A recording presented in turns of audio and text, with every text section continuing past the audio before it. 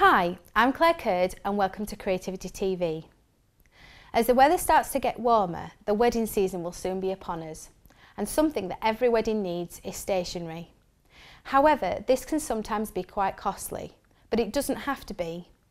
A great idea is to get together with family and friends and make your own.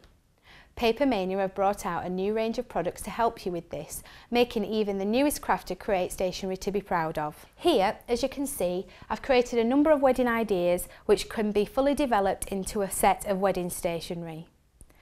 Just by changing the colour scheme, you can make them suit your wedding colours. However, today, this is the card I'm going to recreate.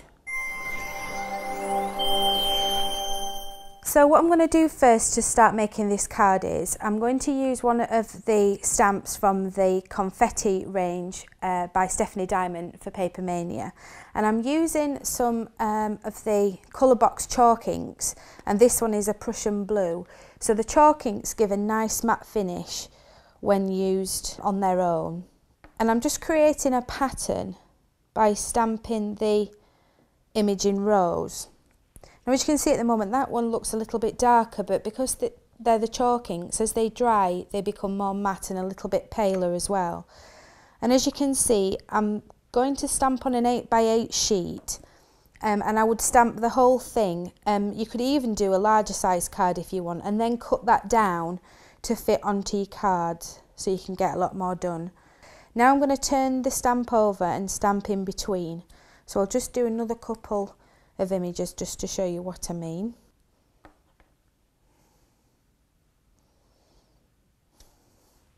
So we create a pattern like this, and we would carry on till the whole page was filled. Then I've cut that down to size so that fits onto the card blank, just so it fits nicely with a border all the way around.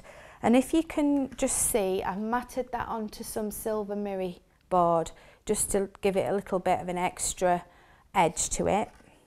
And then I've simply applied some ribbon to the card and stuck it on the back with some quite heavy duty adhesive, and again I've put another length of the wedding ribbon and stuck that down to the back. Then I've tied a knot which can be slit along the whole length, so if you want to you can change where the knot is going to be. So now we're going to stick this down using the adhesive dots, and the mirror board is quite heavy, so I like to put quite a bit of adhesive on, and then we can position that centrally into our card.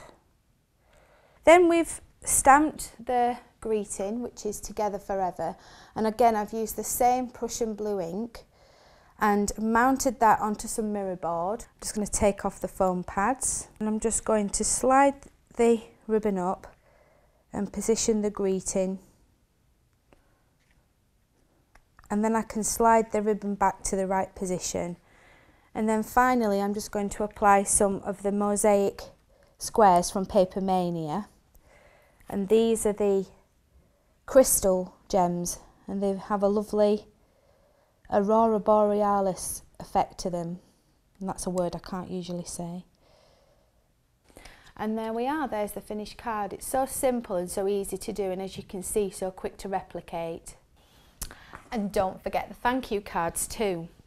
I just wanted to show you this twist on the traditional thank you card. Why not make a card which inside you can insert a CD or DVD with pictures or film of your big day? It's sure to be treasured by the recipient. Another item which can be seen gracing wedding reception tables is the favour box, traditionally holding 5 sugared almonds. But again, these can be quite expensive to purchase, especially in large numbers. Here I've made some cute little boxes which can be made in different sizes to suit your needs, and they're inexpensive and so easy to do. Let me show you how. To start with, you need 2 pieces of paper, and I would use paper rather than a cardstock because it does get a little bit difficult to fold. So again, this is from the confetti range from Stephanie Diamond under the Papermania brand. And what we're going to do first is we're going to turn over the card, so we're working on the plain side, and we're going to do some folding. So the first fold we're going to do is corner to corner, but this fold I'm not going to make it too firm. I just want this to help me with the folding later on. And again, we do the same thing, so corner to corner.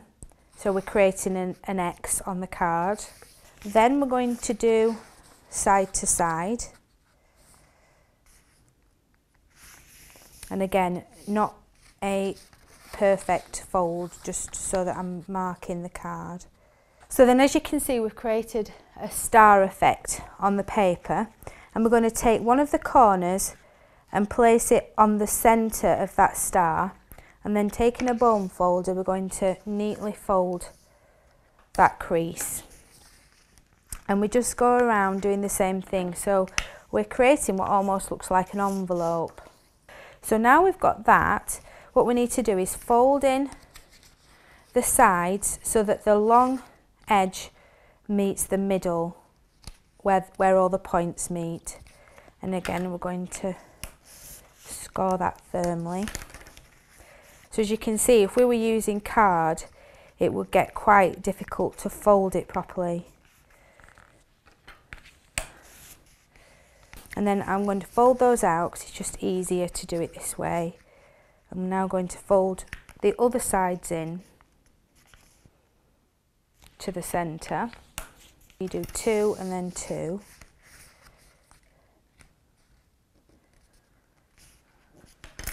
And then you want to just open it up, so we've got back to the what looks like an envelope, and open the top, and we're going to cut down these two here. Now you can either use a craft knife or scissors. I just prefer scissors. So we're leaving these two flaps together, and that's where we stop the cut, and the same at the other side. So you're doing the opposite corners. Okay, now you've done that, you need to fold these in. Now what I would normally do is put some adhesive on these two flaps here to keep those together. And then you just overlap that to the centre, create a nice fold, and the same on this side. So that is our box lid, because we used the largest size of paper, which was the 8x8 piece. The bottom of the box is exactly the same folding, but it's just using a piece of card that's got 5mm cut off each side, so that when it's folded it will fit inside.